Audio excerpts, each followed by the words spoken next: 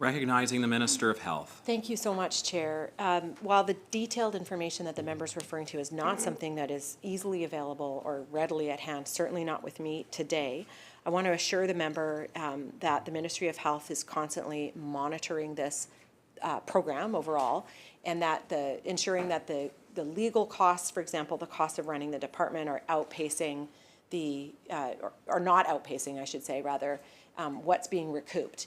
And again, I want to remind the member that there are hundreds, if not thousands, of injury claims that come forward, and government is subrogated in each and every one of those claims. And so it's important the general taxpayer in British Columbia that it instead is coming from the wrongdoer. Thank you. Recognizing the member for Courtney Comox. Thank you. What criteria will Cabinet use to prescribe an organization as an insurer under paragraph E?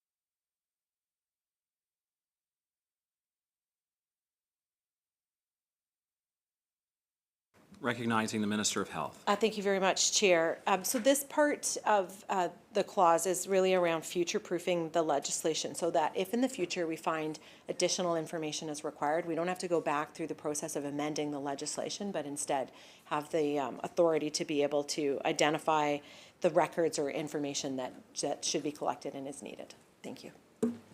Recognizing the member for Courtney Comox. So can the Minister please provide examples of insurers that will now have to comply with the Act's notice and information requirements, just in general, so that we can have a good understanding of what that captures?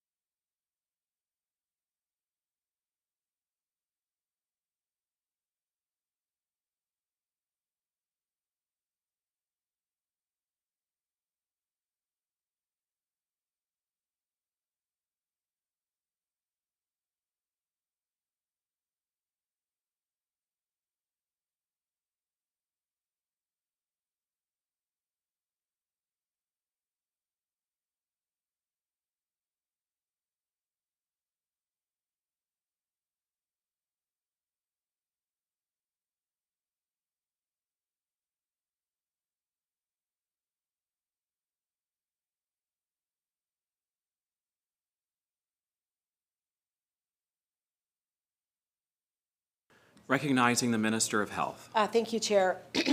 So just by way of background, and again, one of the reasons for bringing this Amendment Act forward is to do some of the fine-tuning, clarifying, narrowing exceptions, ensuring that it is very clear both to the public and to insurers, for example, what the requirements are in this case. And so examples of organizations that, and again, I want to assure everybody, these are already organizations that were captured by the Act, but what we're doing is changing the notification provisions to ensure that government has the opportunity to be part of an action and ensure the opportunity to recoup healthcare costs. And so the Canadian Medical Protective Association is an example of a mutual defense organization that represents doctors, for example, and it will be very clear what those notification requirements are for such an organization.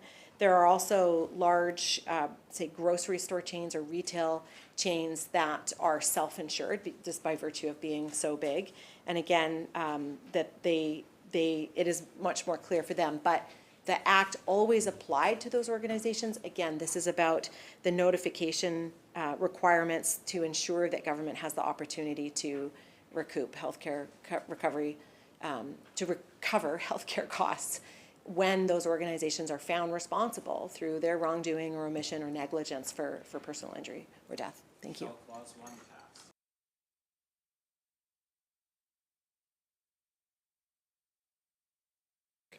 passed. Recognizing the member for North Island.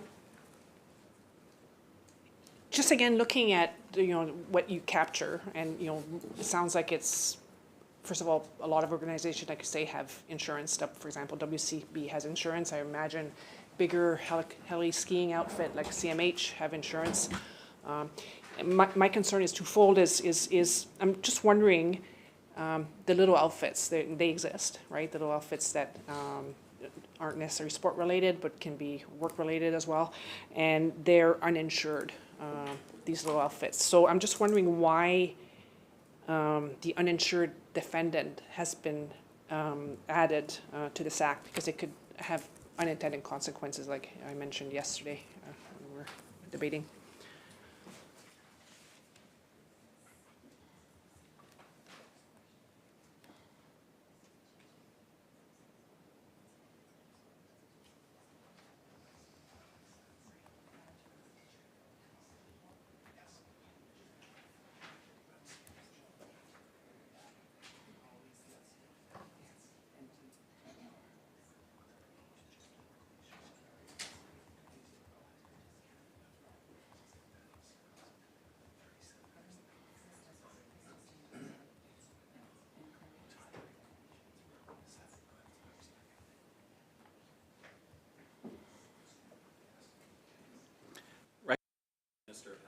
Thank you, Chair. I think this is pretty similar to the question that the member opened with. And again, to be clear, whether you're insured or not, you could always get sued, and government will always participate in that. If an individual or a business or organization chooses not to have insurance, again, that's a decision they make and could put themselves at considerable risk depending on the type of activity they're undertaking. What the Act here does is clarify the definition of an uninsured defendant and make it more clear about their responsibility to notify government when a claim comes in. Thank you. Recognizing the member for Courtney Comox. So, given that we're making these changes, what is the increase in projected revenue due to these amendments? Because I think that's important for us to understand, so we know sort of at least ballpark what kind of figures we're talking about here. 6.6 million, I know, seems like a large figure, but in the grand scheme of healthcare, it's, at lawyers' time, it can be eaten up fairly quickly.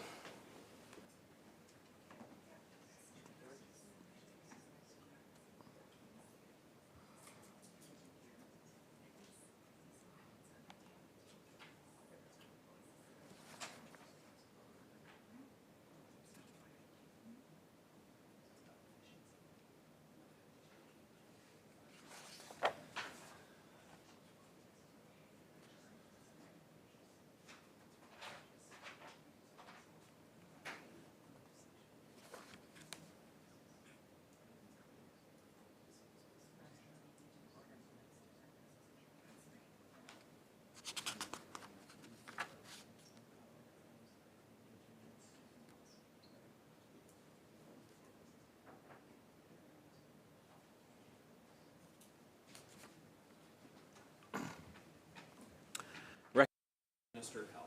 Thank you. The total amount of healthcare costs that can be recouped in any year, of course, depends on the number of claims that come in, and it depends on the facts of each case, which we just have no way of predicting. So I can't answer the member's question outright, but I want to be clear that revenue is not the motivation for bringing forward these amendments. Instead, these are the clarifications, the tightening, the fine-tuning, if you will, that enables government to more effectively participate and ensures that we're not wasting the court's time, for example, and to that end could actually result in savings because we're not engaged in court arguments that simply aren't necessary. So that's the purpose of the Act. And again, just coming back to first principles and the whole reason for why the Act was established in 2009 to ensure that it is those who are responsible for injury or death, that the wrongdoers who are the ones who pay the healthcare costs instead of having them borne by taxpayers of British Columbia. Thank you. Recognizing the member for North Island. Yeah, but there's a minister, through the speaker, Minister of Health. I mean, the Minister of Health knows that adding uninsured is a big amendment to an act. And the Minister of Health knows as well that uninsured people tend to be the smaller outfits. And the Minister of Health as well knows that being sued for recouping healthcare costs can be millions of dollars and add unbelievable stress to what potentially will be a very small outfit. And I'm not sure that that's taken into account here. I just want to make sure that that's on paper. Recognizing the minister. Yeah, thanks very much, Mr. Chair. And again, I want to be clear that the uninsured defendant has always been subject to these kinds of claims, that this changes nothing. It changes nothing with respect to a person or organization or business's decision whether to purchase insurance or not. And again, that can be risky business depending on the activity that they're undertaking. It's not the intention of these amendments. These amendments are to clarify the definition of an uninsured defendant and make sure that it is clear what their responsibilities are in notifying government. But any claim, any action, I should say, that is taken against an uninsured defendant, that those actions will continue, and government already participates in those cases. So nothing is changing in that respect. Thank you. Recognizing the member for Courtney Comox. Has the government conducted an impact assessment on the compliance costs this is going to impose on small and medium-sized enterprises that manage internal risk funds?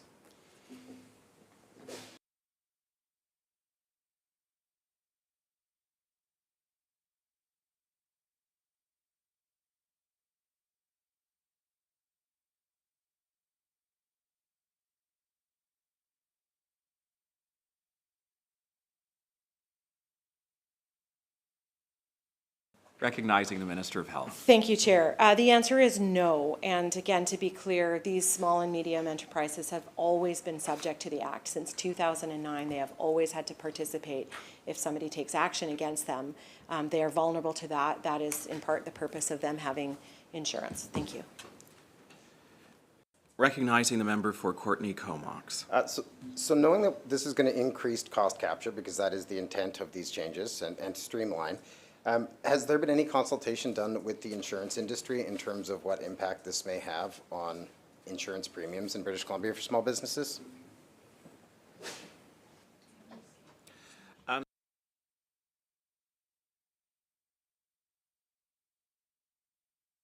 Thanks. The minister's answered this question a couple of times, perhaps not necessarily about the insurance association, but the minister said again and again that this hasn't changed anything, that a business that is sued will always end up being sued. So there's going to be costs that are associated with it. So I'm just, maybe perhaps could you rephrase your question, because I fear that we're going to end up in a situation where the minister just provides the same answer again.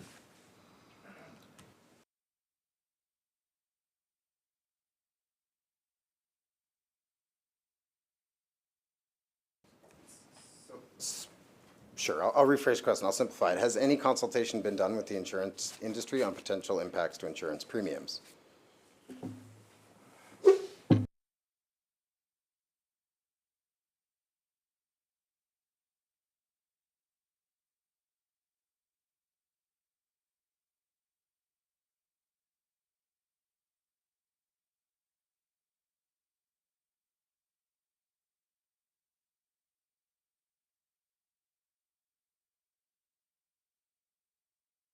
Recognizing the Minister of Health. Thank you. I think we're straying off of clause 1, but I'll leave that and say, just again, the liability of these organizations and businesses has not changed.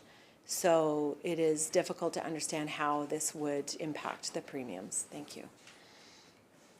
Shall Clause 1 pass? Aye. So ordered. Shall Clause 2 pass? Recognizing the member for Courtney Comox. Can the minister confirm that Clause 22B means the government may now recover healthcare costs even when a person has voluntarily signed a liability waiver?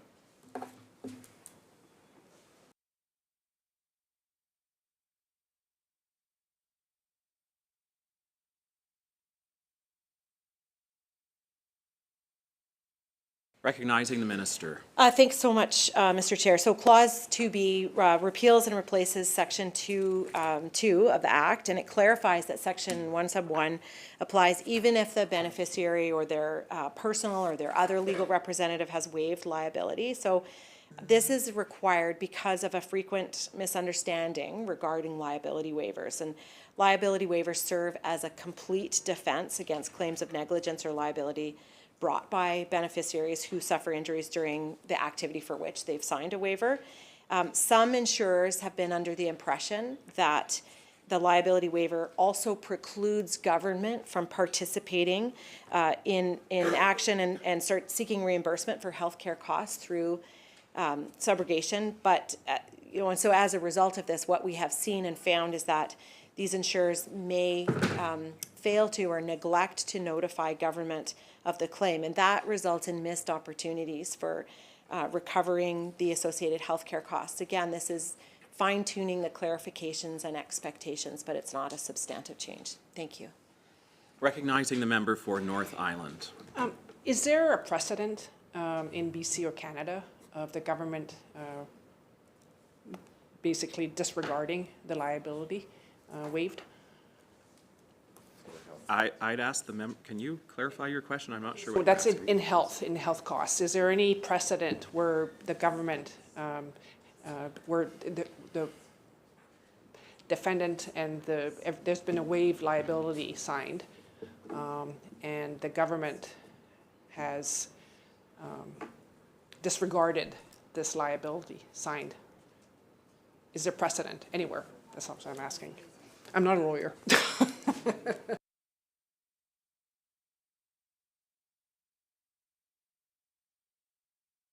Recognizing the Minister of Health. Thank you very much, Mr. Chair.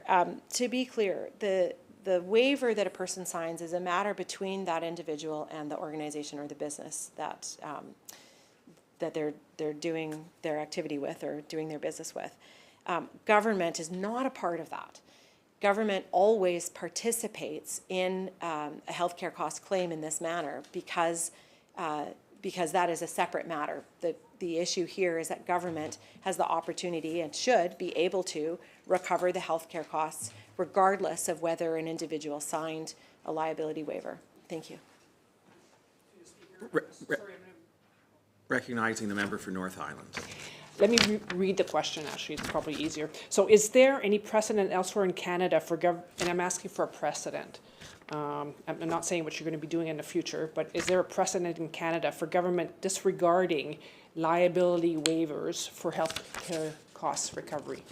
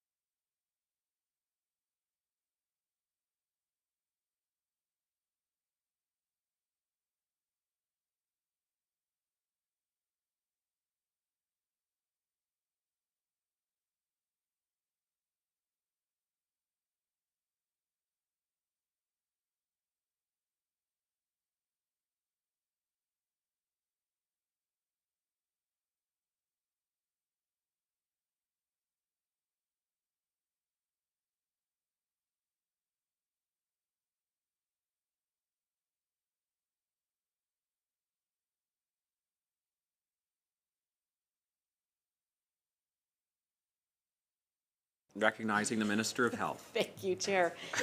Okay, so this is not a matter of government disregarding a liability waiver. A liability waiver is a contract between a person and a business or organization, for example, a ski hill. And if there is an injury that takes place on said ski hill, it is government that incurs the costs of health care. If the ski hill is found negligent, then government and a claim is made, then government participates in this, has the opportunity to recover those healthcare costs. So the member asked the question, is there a precedent for government disregarding liability waivers in Canada? Not that we are aware of. Government in British Columbia has consistently taken the position that we are not party to liability waivers, and this is similar to other, or comparable, I should say, to other schemes that other provinces have in place to recover healthcare costs. Oh, I gotta do something? I gotta say. I move that the committee rise, report progress, and ask leave to sit again. Members have heard the question. Those in favor say aye. Aye. Opposed? Carried. This committee is adjourned.